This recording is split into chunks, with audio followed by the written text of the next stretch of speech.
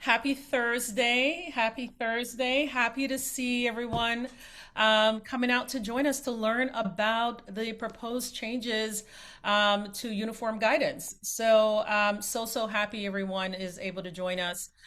Just in case you haven't participated in a GrantWin webinar before, formerly GrantsWorks, I'm Patrice Davis, and my co-host is Kelly Frazier. Behind the scenes and taking care of all of us is July Sifimo. We are ready, ready, ready. Because we have so much to cover, we're going to go ahead and dive right in. And I typically, try to make sure everyone is, can provide some feedback at the very beginning, but I want us to definitely jump into everything that we have prepared for you. Plus, we do have a couple of questions where we'll definitely ask you to please participate and provide us with, your thoughts and your opinions. All right. All right. So again, my name is Patrice Davis, and I am going to go ahead and start us out. And the name of this webinar is What Just Changed and What It Means for Your Federal Grants. Two practitioners break down the proposed uniform guidance rewrite. In the meantime, I do think it'll be important to have an understanding of who's in the room. So as I go through this, if you can please let us know a little bit about who you are and what you do and what's the biggest change that you are either excited about or concerned about. I do think that's really good to kind of see what's going on with how people are feeling about this. All right, so about GrantWin Consulting, I won't go into this as much, but we are your grant consulting partner, and our services help organizations strengthen their capacity to compete, secure funding, and integrate systems-based grant management processes into their operations. And we do provide services across the entire grant lifecycle.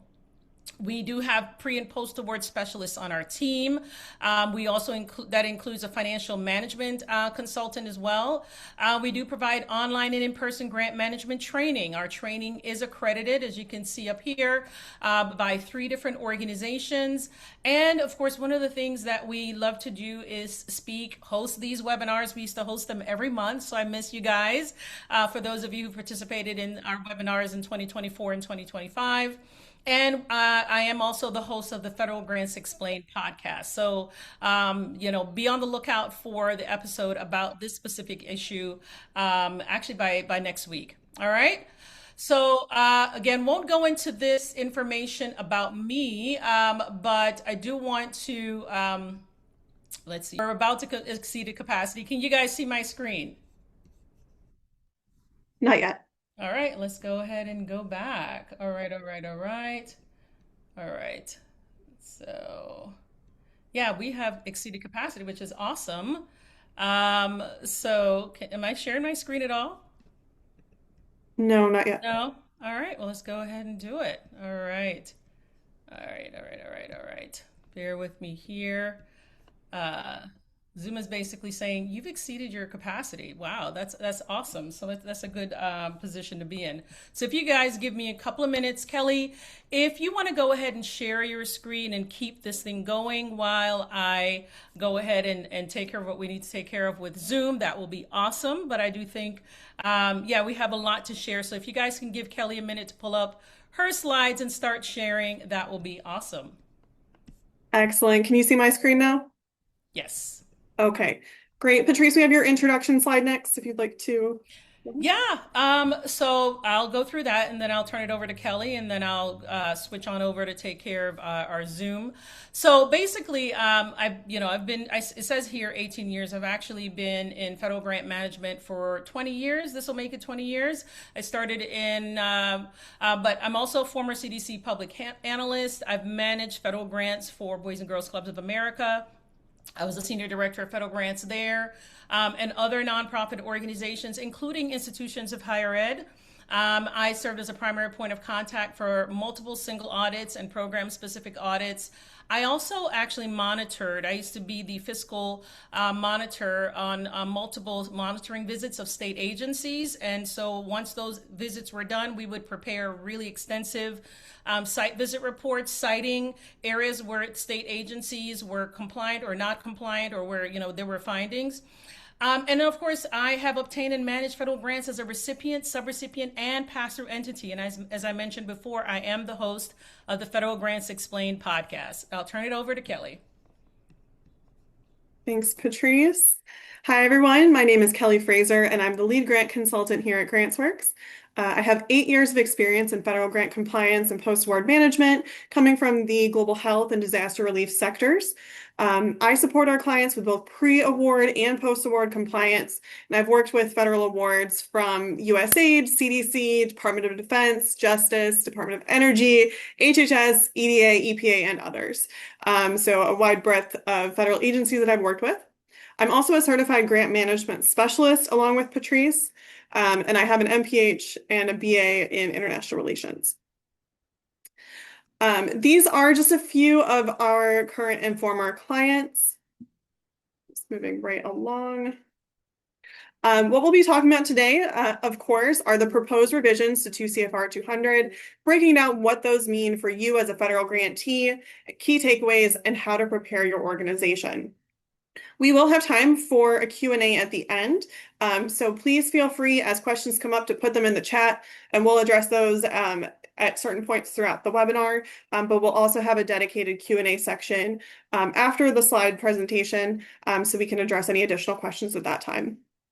The presentation today is being recorded, just so you're aware, and we'll have polls throughout the slides. So once we get to those polls, please give us your feedback and participate. We definitely appreciate any engagement that you have there. So just to get us started, let us know, have you read or reviewed the proposed changes? And if so, what section surprised you the most? Let us know in the comments. If you've already had a chance to do a deep dive or even just skimmed those 400 pages of proposed regulations, what was the most surprising thing from your review?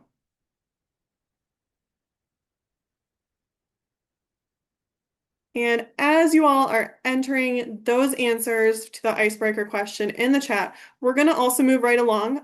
Please let us know in the comments, but just in the interest of time, we're going to move forward to the presentation.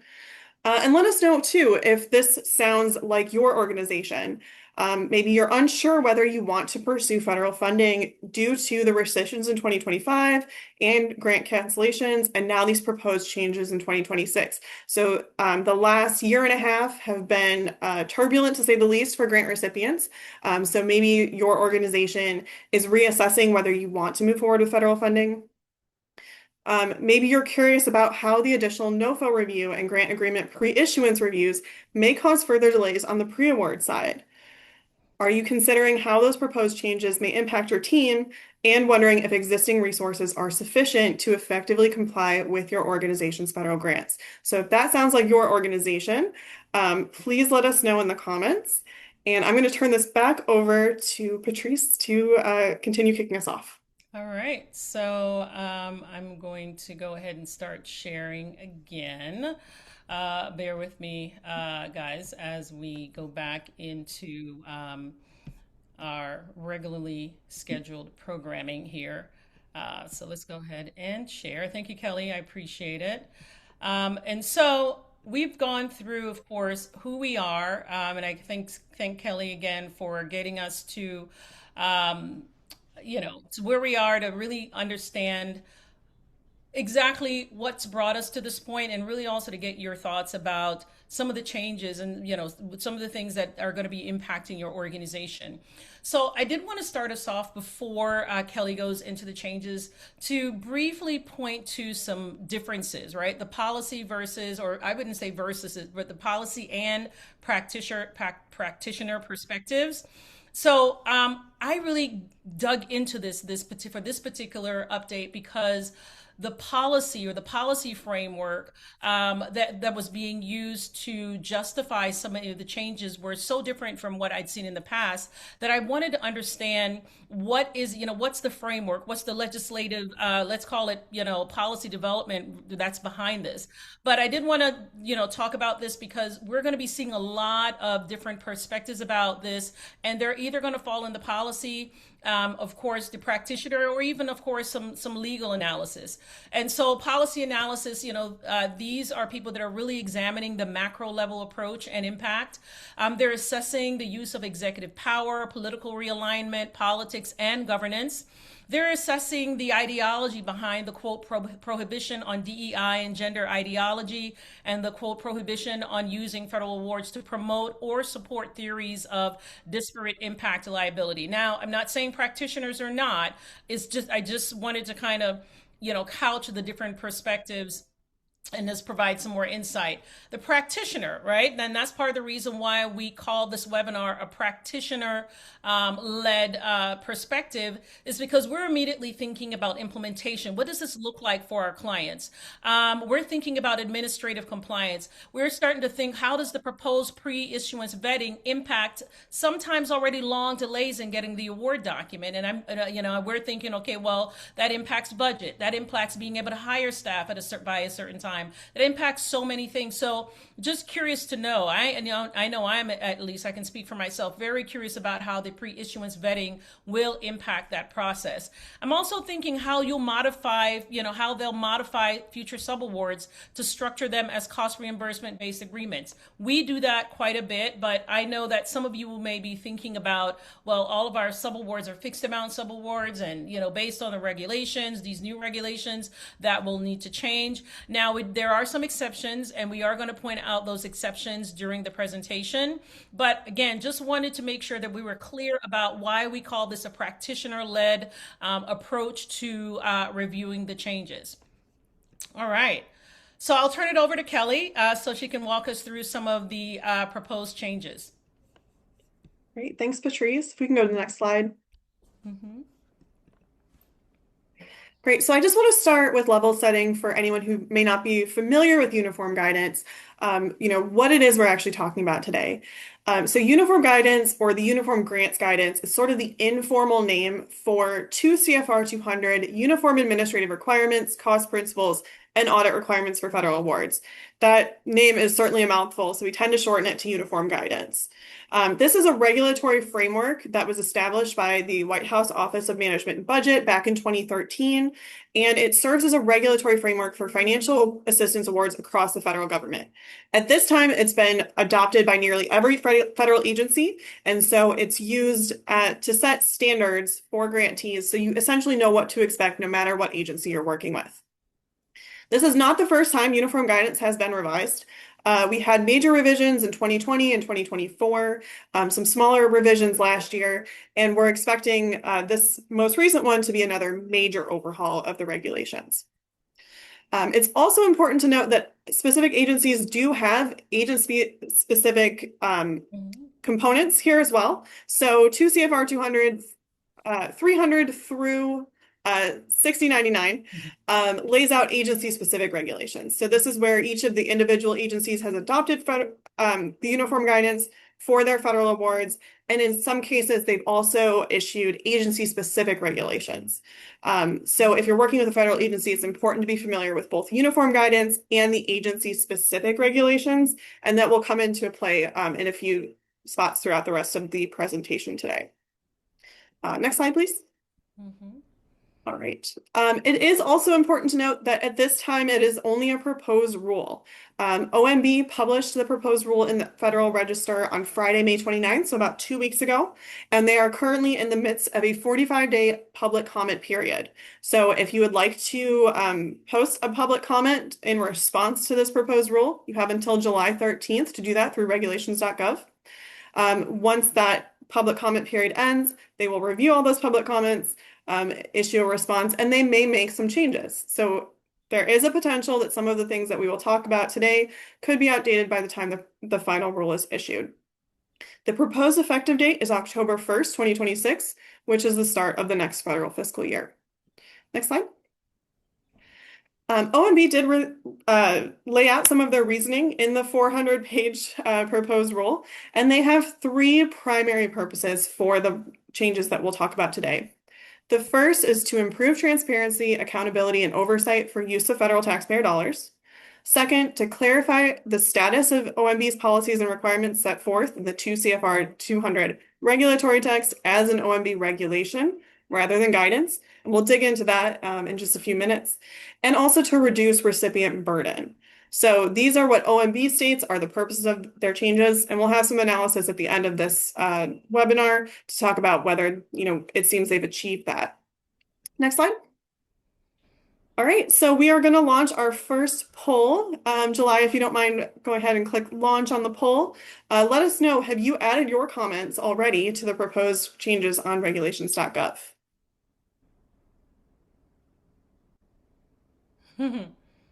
We'll just leave that poll open for about a minute.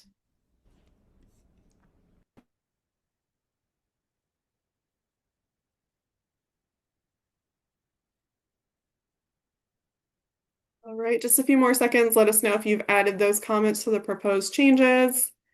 And we're going to go ahead and close the poll in 3, 2, 1. If we can go ahead and close the poll.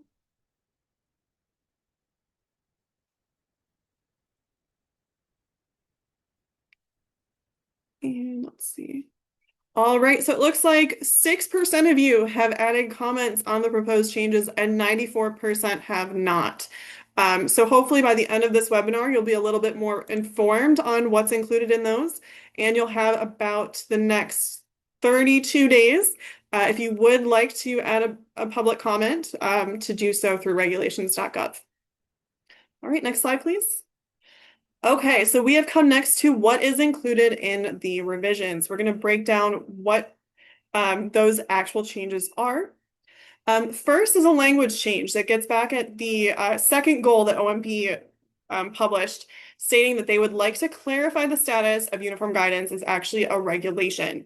So the way they've done this is through some language changes to both the informal title and throughout to CFR 200.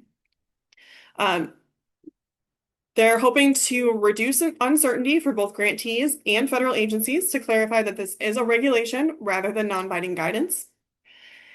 And along with that, federal agencies will no longer undergo separate rulemaking processes, notice and comment periods, and effective dates for changes to CFR 200. So with this release, federal agencies have provided their own feedback and contributed to the OMB rulemaking process before it was published in the Federal Register. So they will not be publishing separate public notices in the Federal Register at the agency level.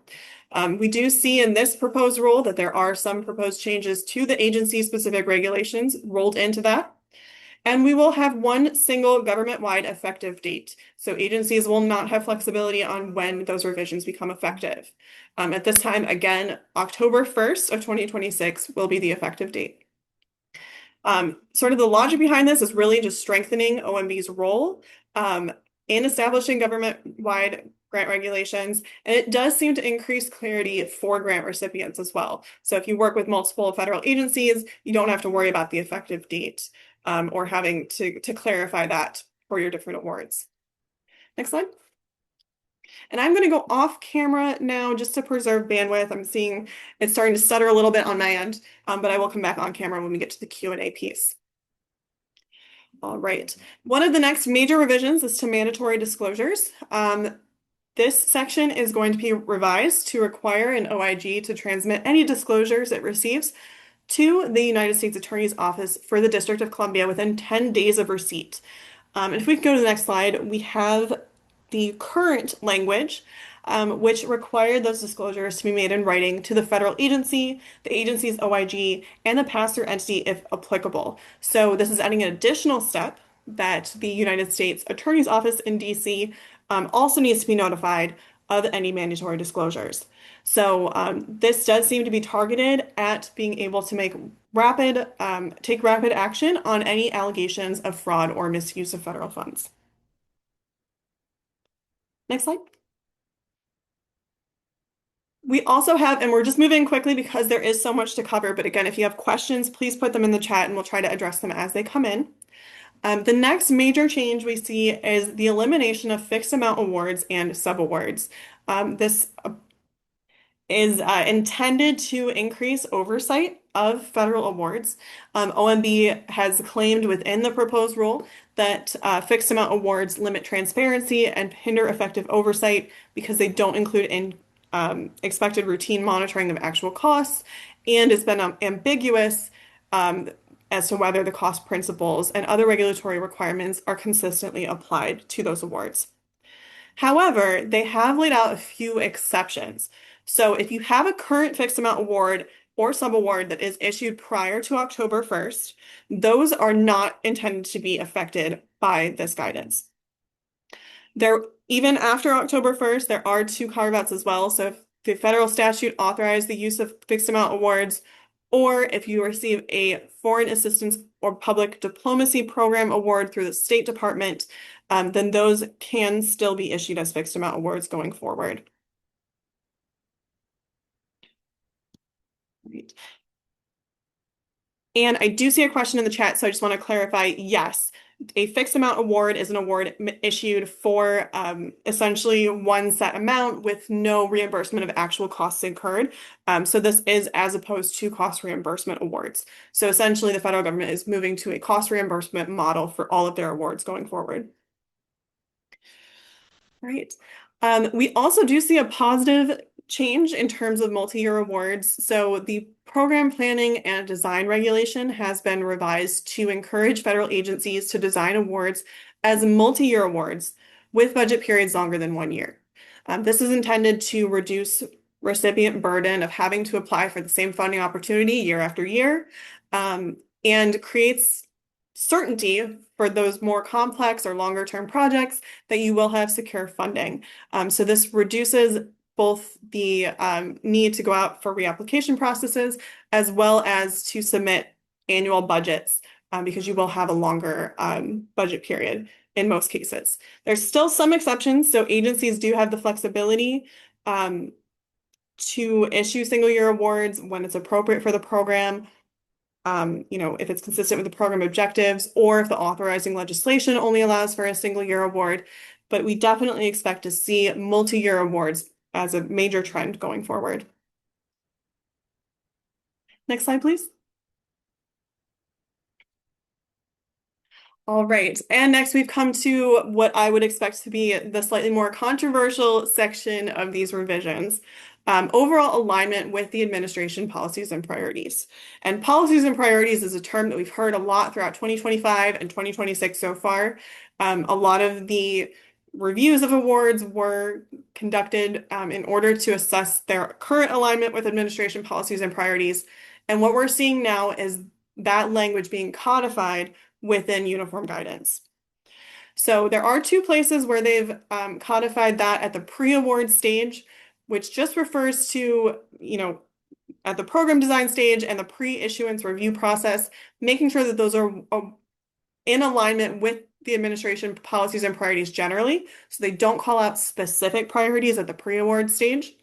It does include a pre-issuance review process as called for by the executive order issued back in August, where we'll have senior appointees assessing whether an award aligns with the administration's priorities before an award is actually issued. So that's adding an extra administrative step before you actually receive your award documentation. Next slide. All right, and then sort of at the post-award side, we see specific administration policies and priorities called out. So this is probably going to be even more controversial, and we do see within the regulation that they've laid out their reasoning in a lot more detail for these sections. So it's likely that they do expect challenges to these specific policies.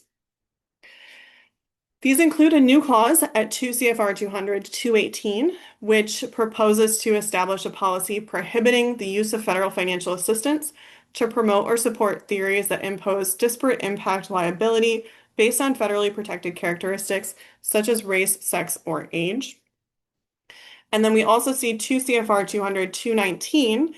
200-219 prevents public entities, so state and local governments and public universities, that are a recipient or subrecipient of federal financial assistance must not discriminate on the basis of viewpoint, content, or subject matter of speech. And so this is really coming from the perception that those entities have previously discriminated against conservative viewpoints. And so this is preventing them from conducting in that discrimination going forward, regardless of whether that speech is in connection to a federal award. So if they receive any federal funding, it applies to all of their activities. This also applies to non-public entities to the extent that the relevant activities are within the scope of activities funded by a federal award. So for a non-public entity, it would apply only in the course of the actual federal award. Next slide. And finally, the statutory and national policy requirements section of uniform guidance has been revised to reflect several specific administration policies and priorities. There are three laid out here, and this is preventing grantees from using federal award funds to, quote, promote, encourage, subsidize, or facilitate diversity, equity, inclusion, or diversity, equity, inclusion, and accessibility policies, principles, or practices that violate any applicable federal anti-discrimination laws. And this will likely be applied in light of the Department of Justice's analysis of those anti-discrimination laws. It also prevents the use of funds related to what they are referring to as gender ideology, as defined in a recent executive order, as well as this what they call the so-called transition of a child under 19 years of age from one sex to another. Next slide. And finally, there is a new paragraph in that same regulation regarding non-discrimination against faith-based organizations, so simply clarifying that they are still eligible to participate in federal awards, and agencies and pass-through entities are not allowed to discriminate against faith-based organizations when making award decisions. Okay. Next, we have several regulations updated around the pre-award phase, including award eligibility. So going forward, federal agencies may restrict eligibility among different types of nonprofit organizations. So often you'll see in a NOFO, all nonprofit organizations are treated as one category. Going forward, they'll be able to distinguish between different categories of nonprofits. Research and development awards will be generally restricted to US-based organizations with some exceptions. And OMB is adding a new risk review step as part of that pre-issuance review I mentioned earlier to assess and consider an applicant's affiliations with, quote, organizations engaged in activities that violate federal law, undermine public safety or national security, or advocate for the overthrow of the United States government. And as Patrice mentioned earlier, we're taking a practitioner perspective here, but just on the policy analysis side, this does seem to be targeted towards groups that the administration, leftist groups that they have targeted in the past. So if they determine that an organization is affiliated with a group that they consider to violate federal law, undermine public safety or national security, then that entire organization could be ineligible to receive any federal funding.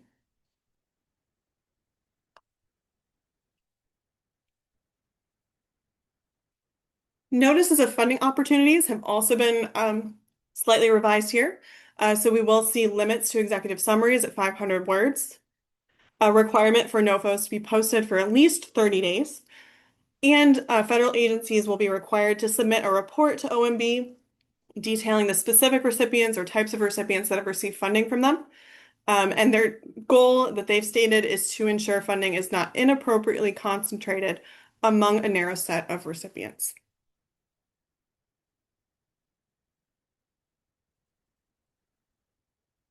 Moving next to the post-award management side. Payment requests from recipients and subrecipients other than states must now include justifications describing the purpose of the payment and the specific award-related work it supports. And if you've managed a federal award in the last year or so, you know that that is already happening in the payment portals. This is simply codifying existing practice, so it will be a requirement going forward. In grant-funded procurements, recipients are now strongly discouraged from using cost reimbursement contracts. And if you do have cost reimbursement contracts, you will need prior written approval from your funding agency. So if you recall, We are moving on the award and subaward side to only cost reimbursement, but on contracting away from cost reimbursement. Small business subcontracting requirements still remain, although we've seen the administration take out the reference to specific categories such as women-owned small business, veteran-owned small businesses, small disadvantaged businesses, that we see in the current regulation. So those categories are no longer enumerated, and they are now replaced with the quote, subcategories enumerated in federal statute. And then this regulation also strengthens domestic preference requirements. So if you're procuring um, goods and services for a federal award, domestic sources are going to be prioritized. All right, we're moving next to our second poll. So based on what you've read or learned so far during this webinar, which of these categories do you find the most intriguing? The NOFO and award pre-issuance, assertion that the proposed changes will lead to a less administrative burden, changes to mandatory disclosures, multi-year awards, policy justifications in the preamble, continued emphasis on DEI, gender-based ideology, and other administration policies, discretionary terminations, or other. So let us know in the poll, and if you select other, please feel free to let us know in the comments what other provision interests you the most. Leave that up for about a minute.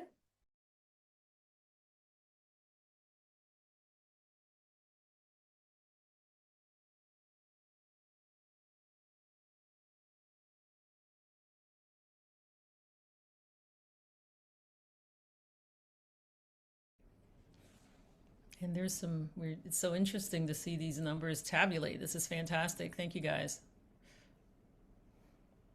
Give it up. And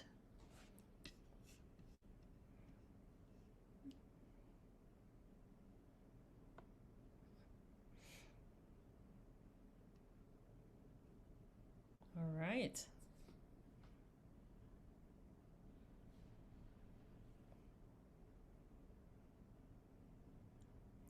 Kelly. I'm not sure if we've lost Kelly, but this Can is you hear me? yes, we can Okay. hear you now. All right. I think we can go ahead and close the poll. And I'm seeing some responses in the chat in response to that poll for those of you who selected other. I'm seeing fixed amount versus cost reimbursement, discretionary termination. What will happen if there is a new administration? Great questions. All right. And it looks like about a third of you selected the reduction in administrative burden as the most interesting piece. Let's see, 42% selected discretionary termination. And so we will address that later on in the slides. 30% policy justifications in the preamble. Great. All right. All right, I think we can go ahead and close the poll. And I think we have a third poll on the next slide here. We can move Mm-hmm. to the next slide. All right, so we can go ahead and launch that poll and let us know, does your organization provide formal federal grant management training?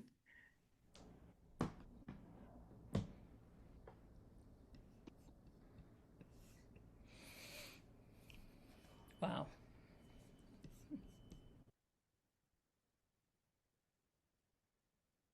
And we'll leave this poll open for just another minute or so.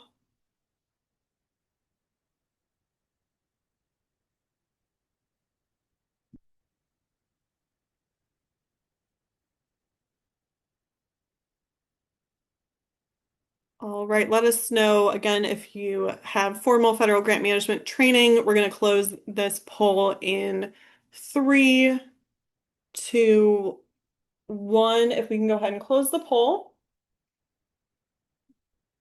And it looks like 31% of you have federal grant management training and 69% do not. So I'm going to turn it back over to Patrice for the next couple slides. Well, thank you to everyone who participated in the polls and have been dropping your questions in the chat. As things come up, please continue to drop your questions in the chat. For those of you who said yes, you've received formal federal grant management training, if you can let me know if you think that that training has better prepared you for these types of changes, or just in general, has it, really helped you in your responsibilities? I do want to ask you guys to hold on. We've got a number of other proposed changes and our key takeaways, and even my take, my own personal take on this. So please stick with us. We do have some more changes. There were a lot of changes, guys, and they were infused and embedded and sewn throughout the entire proposed rule. So highly recommend that you guys stick around with us if you can. All right. So I did want to let you know that my position is that federal grant training, federal grant management training, federal grant training in general is needed now more than ever. And there are several reasons for that. But I did want to make sure that you understood what GrantWin brings to the table. We design recipient-centered training to help your team obtain, manage, and comply with federal grants. So whether it's a federal grant directly from an agency or a federal grant that you receive as a subaward from a state or local government agency, or a federal grant that you receive from a nonprofit or a school district or a hospital even, those are all still federal dollars. And, of course, your requirement to adhere to the regulations as they are now and as they will be after October 1st, depending on what changes they decide to keep and which ones they decide to eliminate from the proposed rule.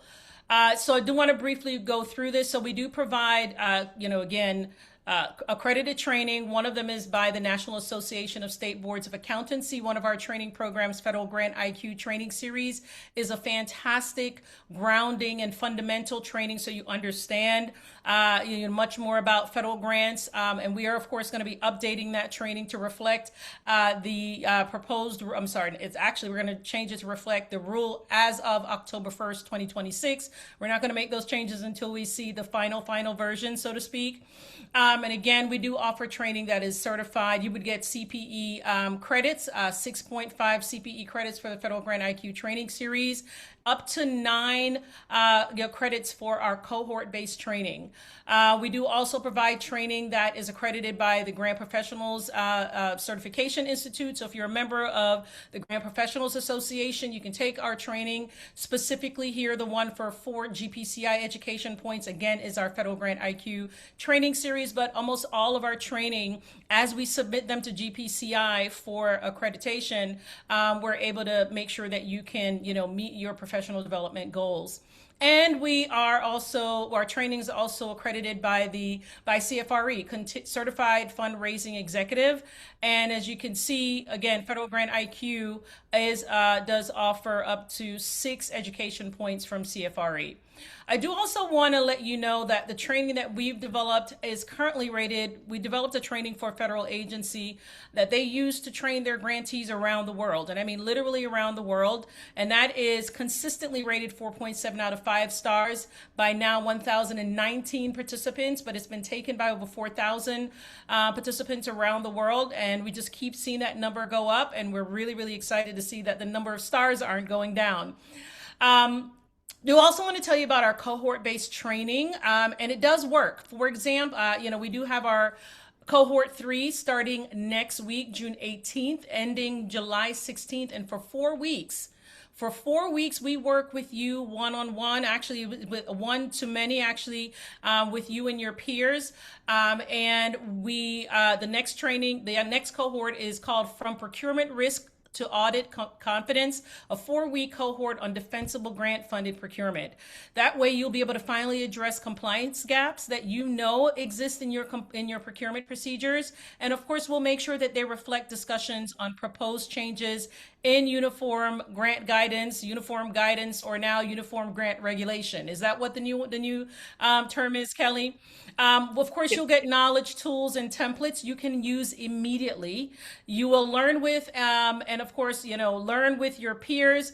And one of the things that we also like to offer are topic specific, easy to access, downloadable resources. So as soon as you enter the cohort, we're going to have a number of resources. These are all obviously from official sites. So we're not making things up. We're not going to share any tools or resources that haven't already been vetted either by our team or by an organization we know and trust, such as the FDP. All right, and of course, you do get a private learning portal. You get community and 60 to 90-minute bi-weekly sessions for 4 weeks. So obviously, during that time, you're really going to accomplish, many of your goals. For cohort one, here are some of their accomplishments. They created a subrecipient risk assessment tool. They created or refined subaward templates. They created or revised their subrecipient monitoring policies and procedures. They created a site visit and ongoing monitoring checklist, and they reviewed audit findings related to subrecipient monitoring. So again, imagine 4 weeks, 60 to 90-minute sessions, really taking that deep dive into subrecipient monitoring. We also want to tell you about our Grant Compliance Advisory Service. This is a new service we rolled out to really, address the needs of organizations of differing, budgets. We call it just right support for the different needs and budgets of different types of organizations. It's strategy and advisory consulting for long-term grant operations. So maybe you're not interested in a long embedded consulting engagement, but you want to be able to meet with, federal grant, practitioners and specialists who can make sure that your organization takes the right steps. This is technical assistance and custom resources, and you get a monthly 90-minute working session to tackle your top priorities. It does include pre-analysis and post-consultation written recommendations. So we're not just going to be telling you and talking, and then you just have to try to figure out what we're saying and how to interpret it for your own organization. We provide our guidance in writing. And of course, one of the great things is that you get a consistent monthly allocation of dedicated expert time.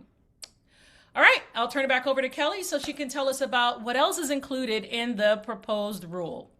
Thanks so much, Patrice. And before I dive back in, I just want to address a couple of questions that I see came in through the chat about what we've talked about already. So I see a question from Christy. If they're moving to a cost reimbursement only model for all types of awards, does that mean that advanced assistance will also be removed? And the answer is no. There have not been any changes to the allowability of advance payments. If you receive advance payments already, you know that you're only authorized to retain the amount that you actually expend. So if you receive advance payments in excess of your actual costs incurred, at the closeout stage, you need to remit those funds back to the federal agency, and that will continue to be the case going forward. There's been no change around that piece. The other question I wanted to address live is why are they moving away from cost reimbursement for contracting? It seems like that could encourage contractors to work less hours and get paid the same amount. And so I can read the reasoning that OMB has included in the proposed rule. They state that cost reimbursement contracts are inherently higher risk as they reduce incentives for contractors to control costs, require more intensive oversight, and present greater risk of improper or excessive payments of federal funds. So that's the reasoning that OMB has laid out. I don't take a position on whether that is accurate or not, but that is the reason that they are moving away from the cost reimbursement contracts. So I think we can go ahead and dive back in next to what's included in the revisions. But as usual, if anyone has any questions, please continue to put those in the chat and we'll address them as we go or at the end. All right. And I did see a lot of questions around discretionary termination. So that is our next hot topic today. And so what we see is a strengthening of federal agencies' abilities to terminate awards based on their own discretionary reasons. They have already had the ability to do so in the current regulations. The 2025 revisions to uniform guidance included a strengthened termination clause that allows awards to be terminated if they no longer effectuate the program goals or agency priorities. We see in the 2026 revisions that that will be strengthened. Um, that federal agencies or pass-through entities can terminate an award if they determine that it is in the interest of the federal agency or pass-through entity, including if an award does not effectuate program goals, federal agency priorities, or the national interest as they exist at the time of the termination. So we saw in practice this was carried out in early 2025 for large swaths of federal assistance. And so that had a ton of challenges in the court system. And we're seeing now that OMB is attempting to strengthen the administration's ability to do that going forward. Next slide, please. All right. How that works, we also see that there is a temporary suspension option as well. And so this was something that we also saw in practice that didn't necessarily have a regulatory basis in 2025. But going forward, awards may be temporarily suspended for up to 90 days if the federal agency or pass-through entity determines that a suspension is in the interest of the federal agency or pass-through entity. So what that means is if they're undergoing, for example, a review period like we saw in early 2025, they have 3 months essentially to do that review, during which time the recipient or subrecipient has to take steps to minimize the incurrence of costs. And they also acknowledge that those suspensions can be disruptive to the performance of an award. So if the suspension order is canceled, meaning the award is active again, the entity that suspended the award is responsible for working with the recipient to resolve any budgetary or schedule impacts. Next slide, please. If an award is uh, terminated for any reason, the agency is required to provide a notice of termination. And the regulation around notices of termination has also been updated to require more specifics in the case of a discretionary termination. So they do have to include a brief summary of the reason or reasons for finding that the termination is in the interest of the federal agency or pass-through entity. So they have to give you some specifics, but that can be applied to either your specific award or a broader category of awards. Next slide, please. And finally, we have a clause already on the effects of suspension and termination, and this has been revised to acknowledge and affirm that costs resulting from discretionary terminations are allowable. It does not expressly require the agency to authorize costs incurred after the termination date, but it does allow them to do so in certain cases. This is left up to the discretion of the federal agency, but it does allow them to acknowledge in some cases that this is beyond the control of the grant recipient and authorize those relevant closeout costs. Next slide, please. All right, and we have a few of the several changes to the cost principles called out here as well. First is publication and printing costs. This is a hot topic for those of you who may receive research and development grants. First, a small change is to remove the word promotion to avoid confusion with advertising and public relations costs. And the more significant change is to classify publication costs as unallowable unless they are required by statute or approved in advance by the federal agency on a case-by-case basis. So if you are, for example, a university that does a lot of research and have publication as part of your practices for federal awards, this is something that you'll need to start planning out at the pre-award stage, including your proposals, and make sure that they are budgeted in advance so you can have those approved by the federal agency. We also see one new addition to the cost principles around abortion, stating that costs associated with elective abortions are unallowable under federal awards, except as expressly authorized by federal law. Right. And finally, we have a few changes around audits. Federal agencies, inspectors general, or GAO going forward may only impose additional audits when authorized by statute. So if you're a grant recipient that already undergoes a single audit, this does restrict the agency's ability to impose additional audits beyond your single audit. Another big change is removing the word annual before compliance supplement. If you've gone through a single audit in the last couple of years, you know that the annual compliance supplement had been significantly delayed, especially last year. OMB is now considering making those updated less frequently than annually. And so this is a regulatory change to codify that change and to give them flexibility to change that frequency. And finally, and we mentioned earlier, the internal controls have changed. Um, OMB has proposed to delete the reference to guidance in the standards for internal control in the federal government issued by the Comptroller General of the United States or the Internal Control Integrated Framework issued by COSO. So if you are a federal grant recipient, you are still required to have internal controls for managing your federal awards, but you're no longer required to specifically adhere to and be audited against those two specific internal control frameworks. Right. And finally, I want to give one update on one major change that is not included in this proposed rule, and that is around indirect costs. This was a huge topic in 2025. It was a major target for the administration.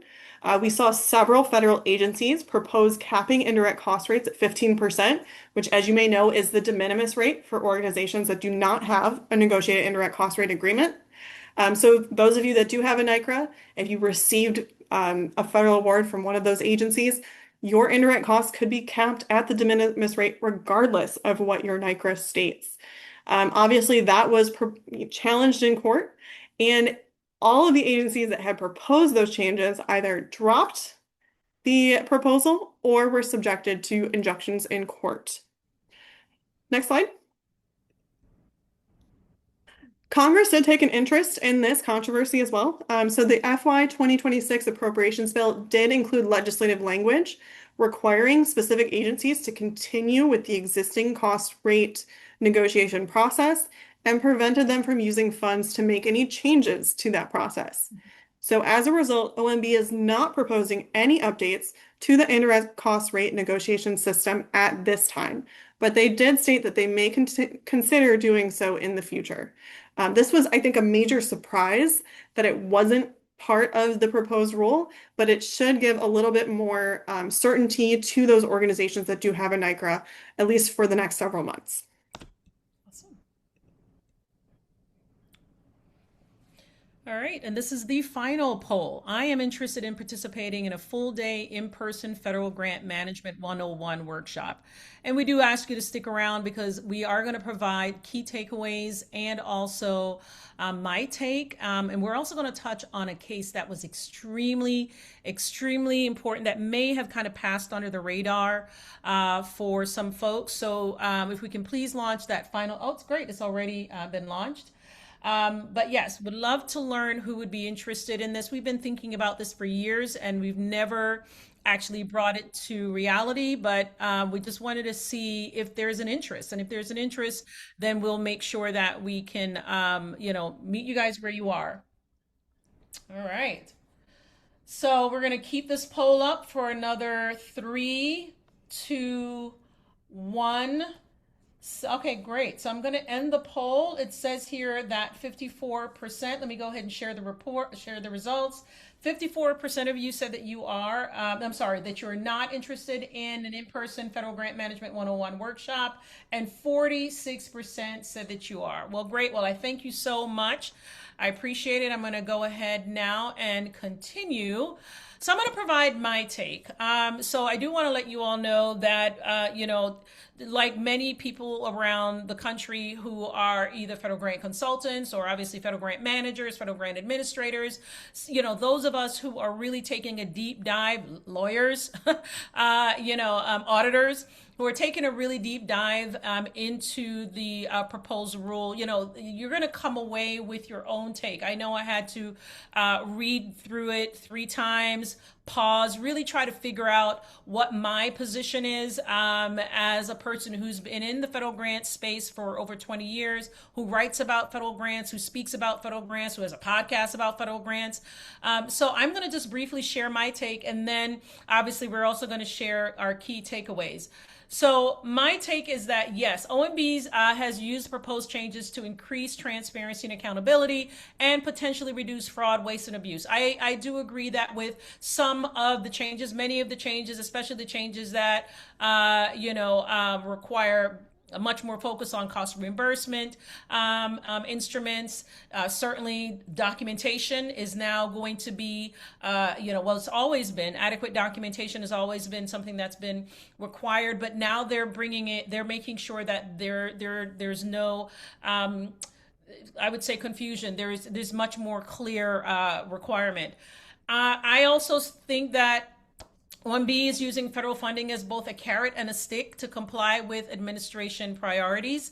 I also think that they are using these proposed changes to address the very real challenges with fraud, waste, and abuse as a wraparound to enforce its vision of the United States.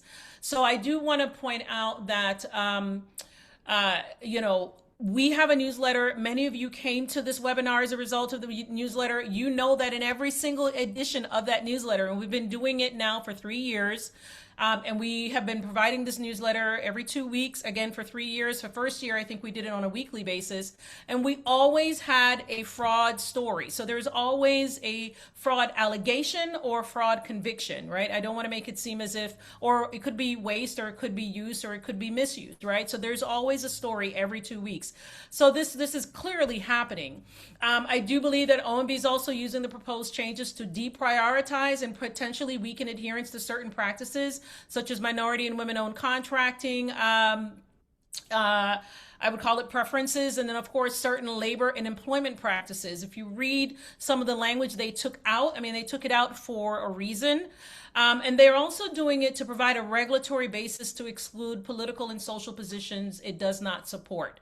And of course, they are, codify certain changes that were challenged in the courts. So these are just this is my take. I have much more I can share, but obviously in the interest of time, I'll cap my thoughts about that there. If anyone has any other thoughts, maybe you agree, maybe you don't agree with my take, I'd love to please drop that in the chat. I do want to talk about the Feeding Our Future federal grant fraud, waste, and abuse case, because it's not just a story.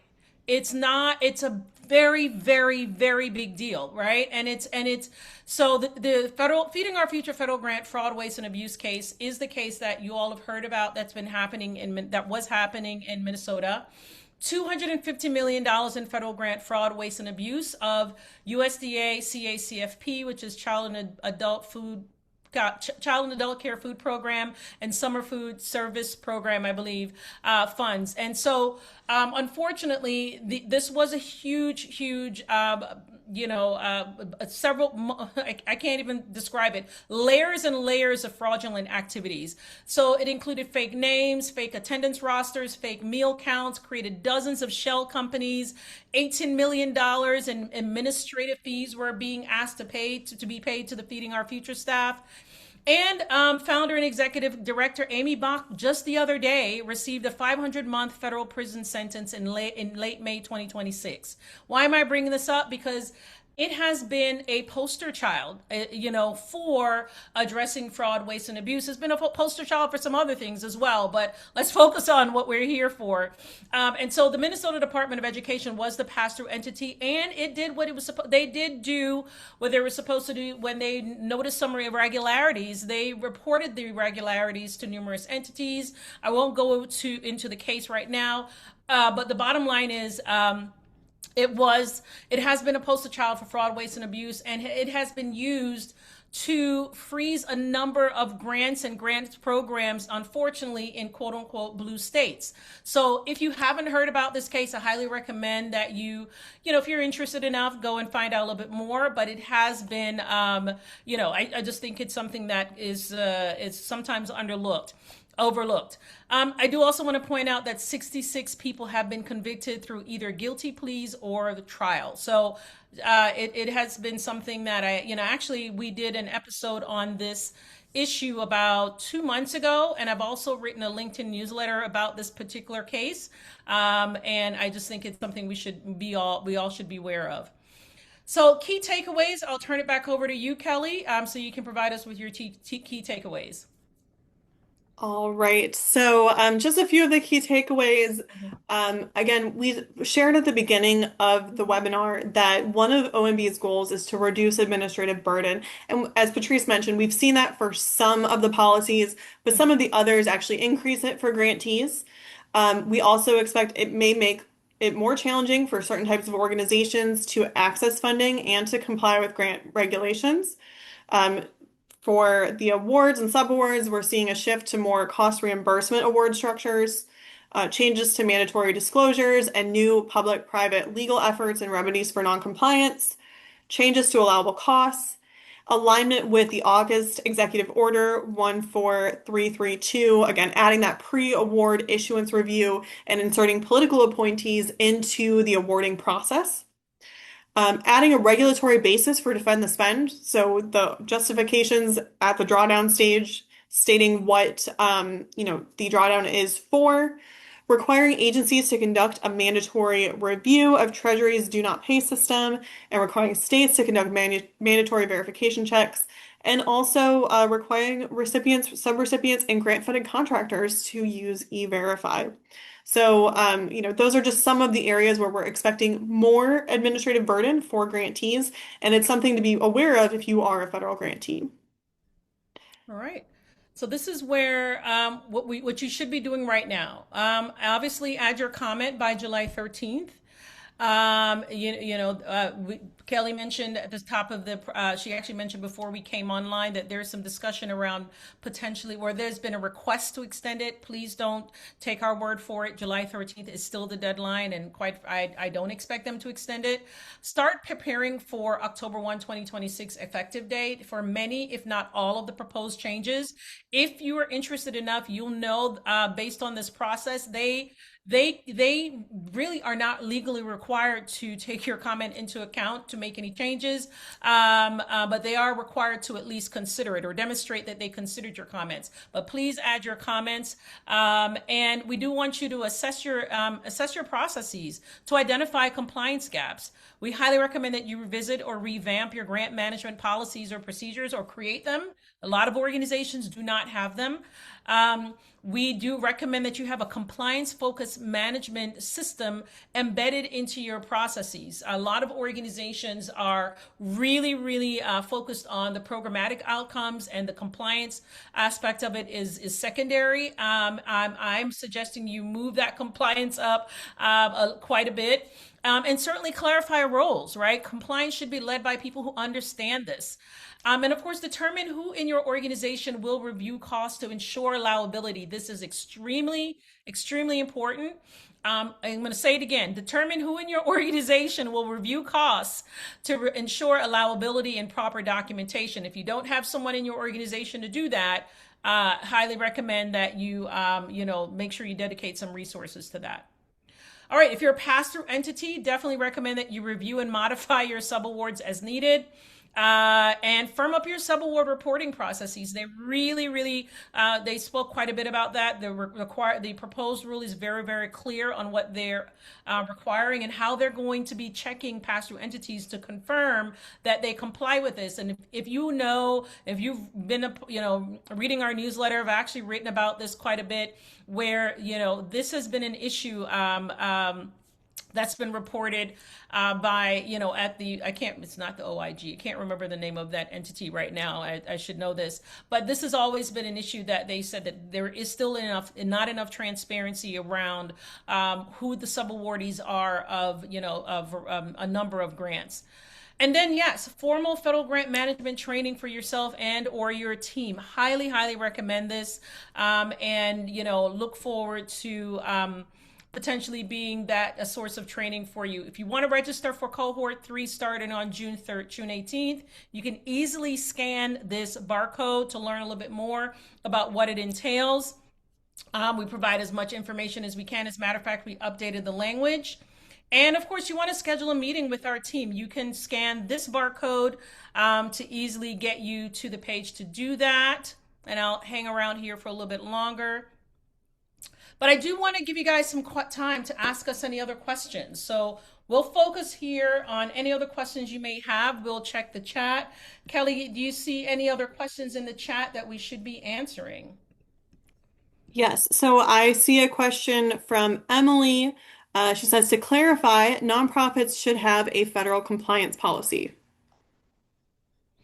Yes. Well, yes, all organizations that receive federal government grants should have, not necessarily, yes, a compliance policy in general, but then also policies and procedures to, effectuate the compliance. So a policy is one thing, a policy statement is another, right? But actually having procedural guidelines or, processes to help you effectuate compliance is going to be more important than a compliance policy per se. And I'll see if does that answer your questions for you?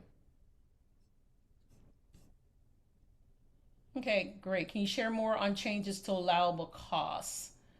Um, so I don't know, Kelly, if you wanted to take that. We had quite a few other allowable costs singled out in the presentation, but we really wanted to focus on the ones that we knew would, be of interest to our audience. We have quite a few people in the university community in our audience, and that we knew that some of these changes would be very, very, interesting to them, and some of the other cost allowability. But tell me exactly what costs you were considering, and we'll see if we can go ahead and answer your question about a specific cost and whether it's considered allowable or not.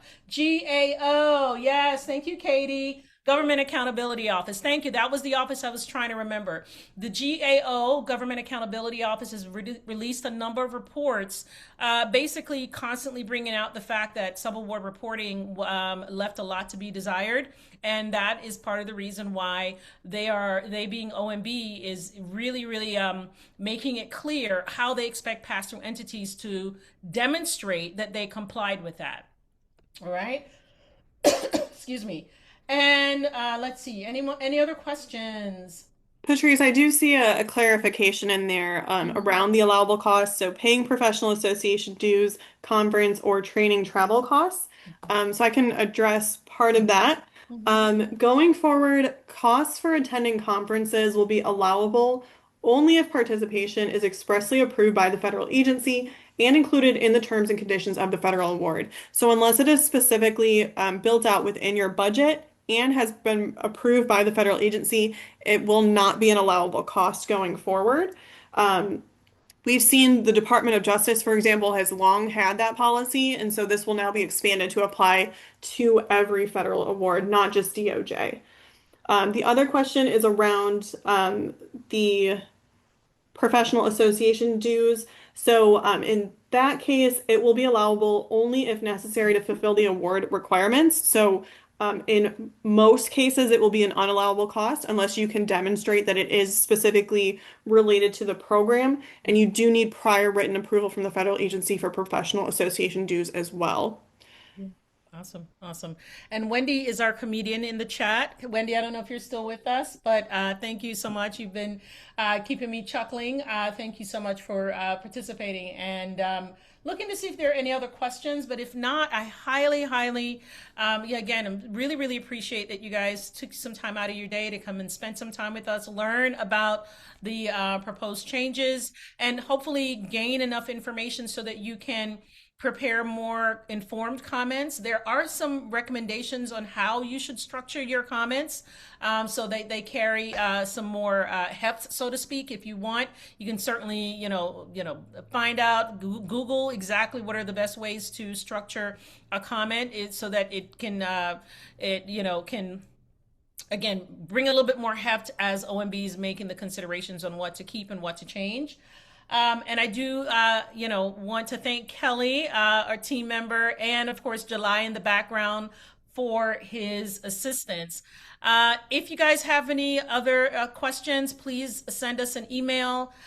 Certainly reach out to us, schedule a meeting with us to learn about our services. If you enjoyed this, if you learned a lot, please drop it in the chat so that we know that this really helped you get some clarity around the proposed changes to CFR 200. Uniform Grant Regulation, guys. Remember, it's now UGR, Uniform Grant Regulation. All right. Looking to see if there are any other questions. Thank you so much, Emily. Appreciate it. Thank you, Donna and Deborah. Thank you, Maureen. Appreciate it. Patrice, I'm just going to jump in. I see one final question came in. It says moving away from cost reimbursement contracts in contrast to moving to cost reimbursement for subaward, not understanding how it's recommended to move away from contracts, how it's then becomes a justified shift for subawards. So Mm-hmm. I will just clarify there. The post-award management requirements for contracts versus subrecipients are very, very different. Mm-hmm. So as a pass-through entity, you are required to have detailed, ongoing monitoring of your subrecipients to ensure that they're adhering to all award regulations. Whereas for contractors, the requirements as a prime recipient that is then, working with a contractor are much less. Mm-hmm. So I think it's from OMB's sort of justification, that's really where that distinction comes in because as a pass-through entity, you have much more involvement in monitoring your subawards. And if I remember correctly, in the in the proposed rule, they also noted that if a contractor is able to use the cost reimbursement model, then they can of course request to be reimbursed for costs that far exceed the actual costs. And they did actually lay out the type of contract that they are recommending. That's not the only one, but they did actually specify, I believe it was a time and materials, Kelly, am I correct? And that they wanted, organizations that, awarded grant funded contracts to actually review those costs to make sure that the time and materials actually are allowable. So that is something that they're going to be checking as well. Kelly, can you confirm for me if I'm remembering correctly on that? That was my understanding as well, Patrice. And I do see one final question. I know we're over time, but I just want to make sure that we're answering all of the questions. Mhm. Is the time one effective date changes retroactive for all contracts? I think we mean financial assistance awards, or only for those executed on or after October 1st. The implementation guidance is something that OMB tends to put out for federal agencies a little bit closer to the release date. And so what we saw in 2024 is that they actually left it up to the federal agencies if they wanted to implement those prior to 10/1 in 2024. So this is not for the current regulations. Or they could, if they wanted to wait until 10/1, they had the flexibility to decide on an agency by agency basis whether they wanted to make it effective only for new agreements or to make those retroactive for existing agreements. We have not seen the specific